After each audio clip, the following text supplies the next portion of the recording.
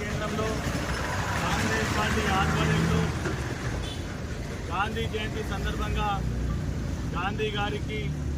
పూలమాలలతో ఈరోజు కాంగ్రెస్ పార్టీ ఆధ్వర్యంలో సత్కారం చేయడం జరిగింది. ఈ యొక్క గాంధీ జయంతిని పురస్కరించుకొని గాంధీ గారు చేసినటువంటి త్యాగం, దేశం కోసం తన ముందుండి నడిపించిన సత్యం అహింస మార్గాన్ని విడిచి తను ఏదైతే దేశానికి సేవలు అందించిరో దేశం